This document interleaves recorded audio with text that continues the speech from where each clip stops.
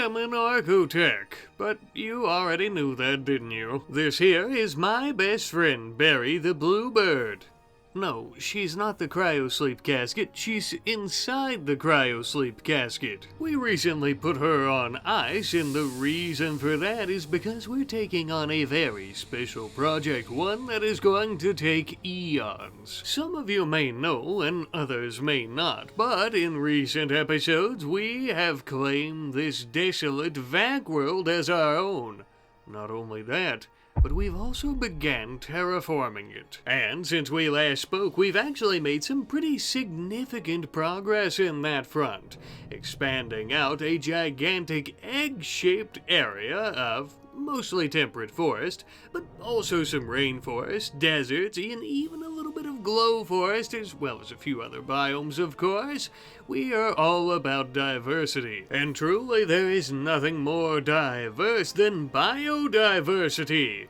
But nevertheless, I digress. Anywho, you and I have a lot of work to do today. We need to get this planet in tip-top shape. That way we can hurry up and wake Barry back up. I miss her dearly. While we're going about terraforming, we are actually going to be leaving our initial landing spot here and our initial seeding of this world. That way we can build something pretty significant. Before we go though, we need to ensure that this area is well protected, and I mean more so than ever. For the first time since the very beginning of this series for myself, we are actually going to be building some Archotech power armor. My clones Leldy and Sarek shall have the great honor of being the legendary honor guards of our Genesis initial landing area here. I'm going to call it Genesis for significant purposes, as well as Barry's tomb. Since our recent, genocide of humans around the planet in orbit, there shouldn't really be any issue like an attack, but you never know, there could be some hiding out somewhere. Regardless of what comes though, with this new armor, Leldy and Sarek should be able to handle just about anything, freeing us up to go on a bit of a journey just to the north. We're going to be heading to a beautiful spot in the newly terraformed grasslands. One, because we want to check out some of this progress, and two, we have a very special construction project in mind. It would seem, since this area is newly terraformed, as mentioned, it is still quite cold here, but it will be getting warmer day by day. And the vegetation should get pretty incredibly vibrant before too awful long. Regardless though, the grasslands are flat plains perfect for building. Building cities, that is. Yes indeed, you heard me correctly. We are going to be building our very first Archotech city. Now, I know what you're saying, but Rat Daddy, didn't you say that all your Archotechs were basically going to be gods of this planet, living in the heavens on newly terraformed asteroids with artificial atmospheres? Yes, I did say that, and yes, they are still going to be doing that. But this city is going to be something of a ground base, of course. A safe place for us to come and observe the planet as it is being terraformed, as well as letting all the species evolve and grow, just somewhere we can have to ourselves while everything is going on without interfering or intruding on them. Also, if something goes wrong on the planet, say like a runaway greenhouse effect, and the entire thing turns into a bubbling cesspool of lava, or the complete opposite, a frozen hell once more, but in a different sense, we will have a safe place to try to fix things. And of course we'll also be using it for a variety of other purposes, but you don't want to hear about all that right now. You're probably wondering to yourself how the hell we plan on protecting this place, especially if we're not going to be here at all times. Well, that's where a little bit of archotechnology comes in handy. These, my friends, are psychic emanators. Let me ask you, are you feeling aggressive or hostile at the moment? I didn't think so. These let out psychic waves to the nearby area, encompassing basically the entire map, and any organic creature within their radius will be subdued psychologically. Basically, they make you happy and not aggressive. The alternative was gigantic Archotech gas cannons, which, yes, would have been completely badass, but once our evolving species find this place and want to communicate with us, we don't want them to feel intimidated. Another primary use of our city is going to be one great big city-sized storage facility for all of our Archotech masses and fragments.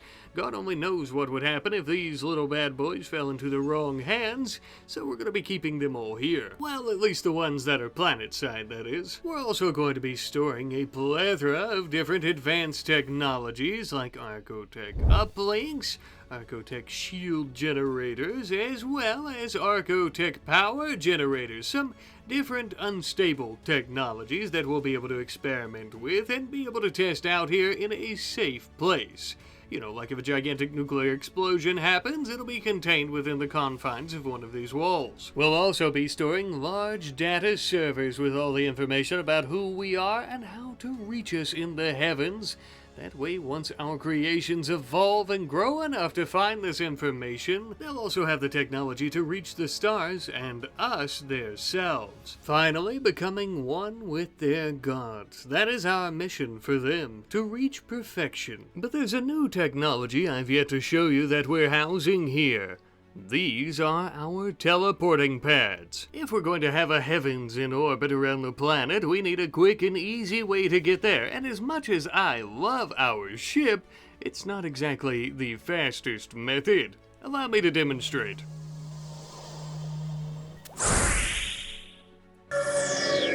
Using this new technology, we could teleport ourselves or our clones or anyone we so choose anywhere on the planet, in orbit around the planet, or well, I think you get the gist. I think it goes without saying, but of course, I'll say it anyway, that this technology can help us in a plethora of different ways. If one of our asteroids is under attack, for example, by other sentient cosmic beings like ourselves, we could easily go there and fight them.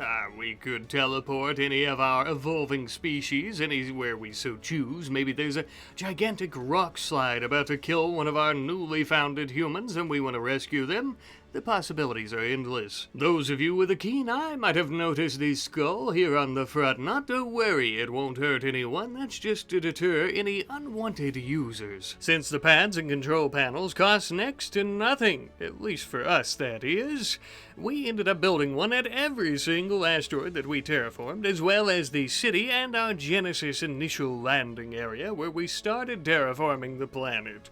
The reason for this, of course, is because we want a interconnected system of a way to travel throughout the planet, as well as the heavens, of course. Speaking of the planet, by the way, there's also been a bit more terraforming that's been completed while we've been working on the city, as well as our teleporters. New forests, deserts, and shrublands span for miles and miles, as far as the eye can see, if you're on the surface. But from orbit you can also see even more, even at all of our asteroids at this point. Previously, I think it was only back at our cloning base that we could even see a difference on the planet. But now, it is quite obvious from any and all points of view, which, to be honest with you, is pretty spectacular. Because of this massive expansion in all of the biomes, that also means that the grasslands where our city was built is quite warm now. Wildlife is finally beginning to stir and grass is growing from the soil once more, which said wildlife is pretty fond of, I must say. Yes, indeed, the planet, the biome, the city, we are all thriving. Truly, I must say, it's crazy what you can accomplish when you exterminate the human race and also do a massive terraforming operation on an entire barren world. That way you can reset it to 0 and create your own. Speaking of which, I think that this planet might finally be ready for its first humans. I'm gonna be heading back to where it all began on this planet when we landed on our asteroid that became our cloning base. God, it feels good to be home. I've been overseeing the terraforming from the surface for so long, Brian, my old pal and my creation, I almost forgot how beautiful it all is from up here. Anyhow, Let's me and you grow some babies in a test tube, eh? This is normally the part where Barry says something hilarious and all we hear is chirping. I miss her, but even in my saddened state, I still have a lot of work to do, like putting our 2 human DNA samples inside these gigantic test tubes. That way we can grow a couple of little bubblegum fetuses. Oh, that's right, eat your rice, little fellow and fellowette. You're gonna need to get big and strong to help us colonize this planet with your species. You have no idea what I'm saying. You don't even have brains yet. Soon, though. Very soon. Hold that thought, misshapen fetuses. As it would appear, we are under attack by the Trade Alliance. I should have known. I knew we hadn't fully eradicated all these humans. We just couldn't find out where the last of them were hiding. Well, it looks like they've come to us to be slaughtered.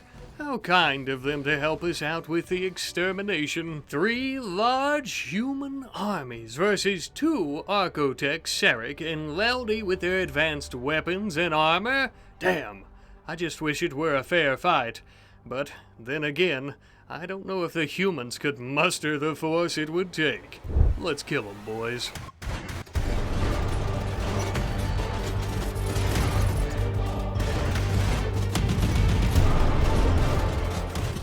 Well, if this is going to be the last of the humans, I suppose that I should finish what I started, shouldn't I?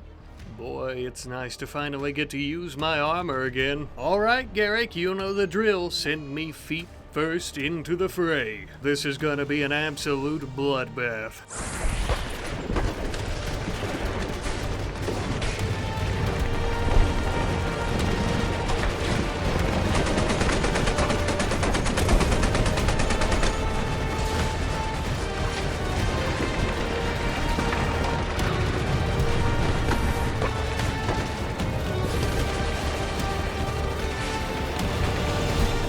Don't worry, Barry, we won't let any of these bastards anywhere near your tomb.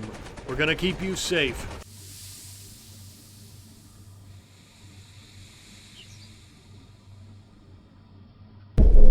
Humanity's last and final stand here on this planet.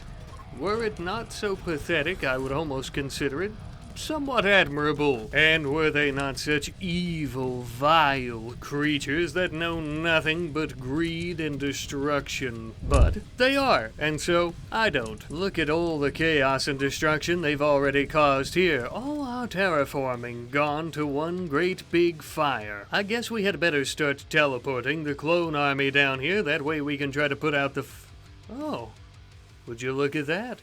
It would seem the planet has a water cycle now. Well, that is mighty handy, and also mighty good news. It looks like all our efforts are not going to waste, nor are they in vain. Not even here. Saving our grass as well as our other vegetation, and especially our Archean trees. And speaking of which, with those, I don't think it'll take us long at all to repopulate this area with some proper rich soil, as well as some proper vegetation. For our humans, though, I'm afraid that you have done literally nothing. Even your great big fire was put out by the one thing that you came to conquer.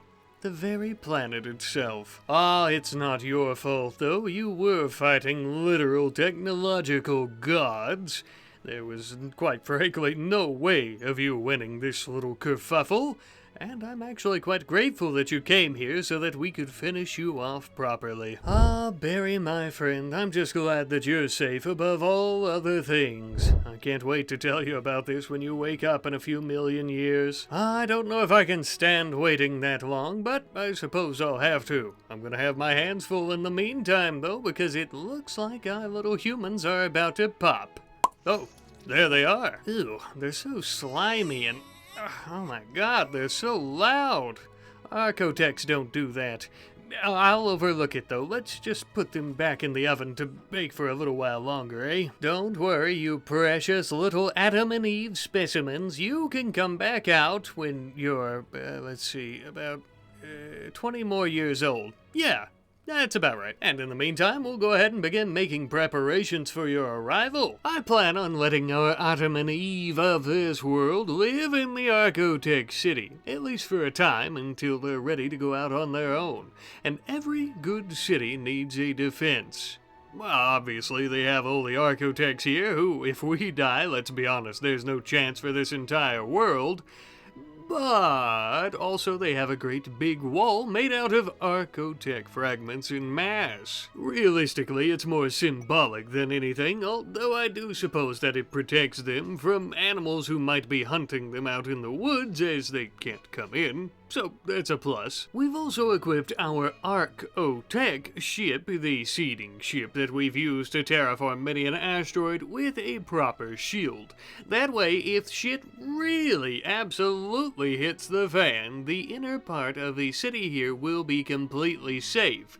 We're talking if a small moon manages to hit the planet or something and lands right on top of us. Real cataclysmic shit, you know what I mean? But only the best of defenses for our brand new human race that we're going to be raising here. We have to plan for every single possible outcome or conundrum that could come our way. Along with that, the city is also made up of Argo soil. You might have noticed this earlier and just thought that it was some really hideous looking dirt. Well, if you thought that, then you are a silly Billy, for Archotech soil is the most fertile soil in the entire universe. It does cost, of course, some Archotech fragments, but that's not that big of a deal.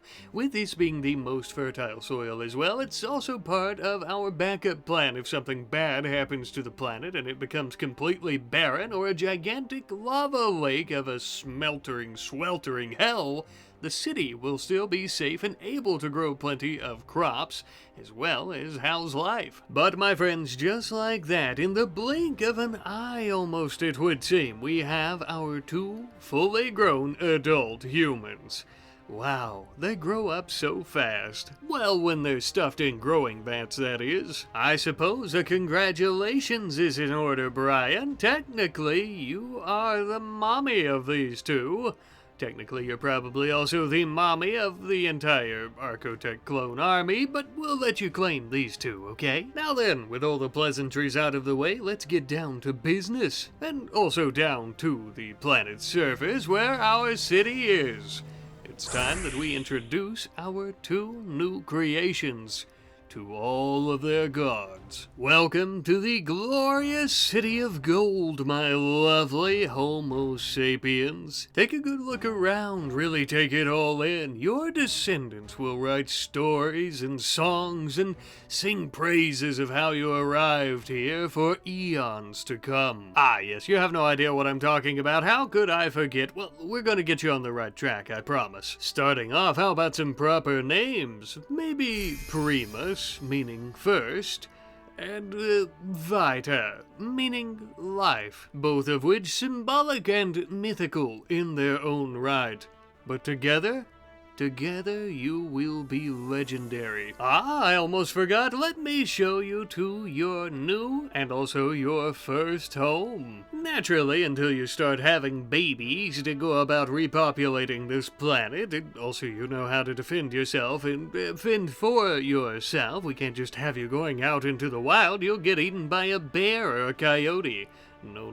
You'll be staying with us for a little while at least. You have yourselves a dining room where you can mingle with us godly creatures. And of course, we have an Archo Nourisher that shall keep you fed automatically without you even having to take a bite out of anything.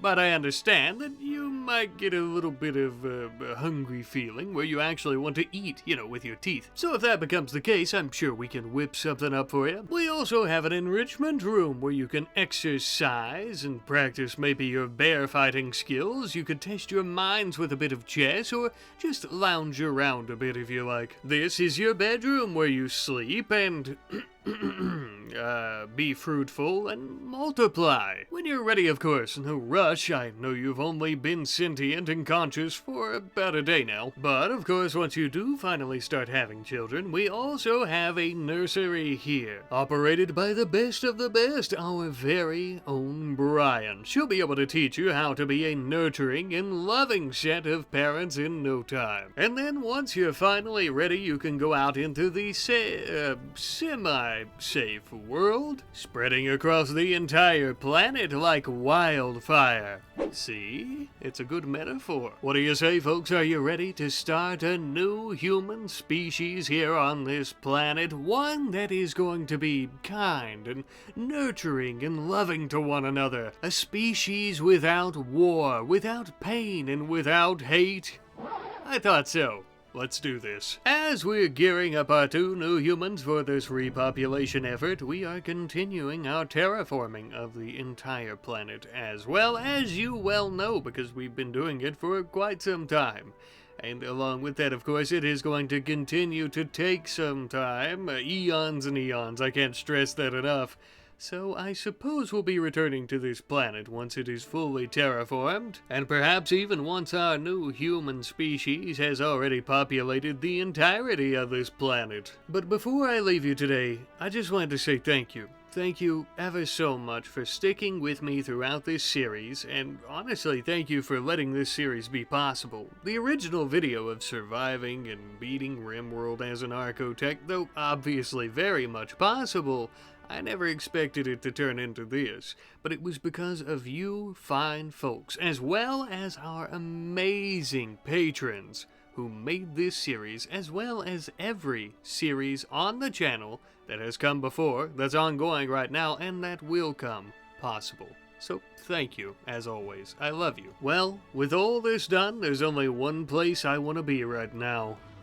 I think I'm gonna sit around and chat with my old friend for a while. One last time. For this series, that is. Don't worry, though. You'll be seeing me, as well as our good compadre Barry, in the very near future. See you later.